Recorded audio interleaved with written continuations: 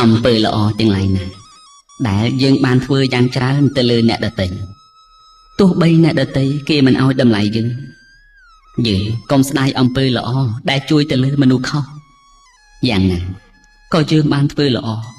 ជួយគេអស់ពីចិត្តពីថ្លើមវាជាកុសលផលបុណ្យរបស់យើងទេមនុស្សដែលមានសេចក្តីស្រឡាញ់រាប់អានស្មោះត្រង់រមែងមិនចង់បានអ្វីពីគេទេមានទឹកចិត្តល្អស្មោះសរចង់ជួយគេគ្រប់សំបែបយ៉ាងចង់ឲ្យគេបានសុខបានសប្បាយតែជួយទុកធុរៈក្នុងកិច្ចការងារផ្សេងក្នុងគ្រាដែលគេខ្វះខាតឲ្យនៅវត្ថុនេះឲ្យនៅវត្ថុនោះ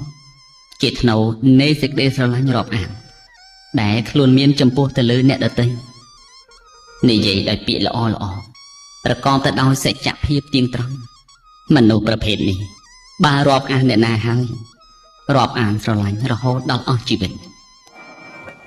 តែថាមនុស្សមួយចំនួនបើគេស្រឡាញ់រាប់អានអស់ពីចិត្តពីពងហើយបែរទៅជាមាក់ងាយនៃមនុស្សដែលជួយខ្លួនឲ្យផុតអំពីអណ្ដូងនៃជីវិត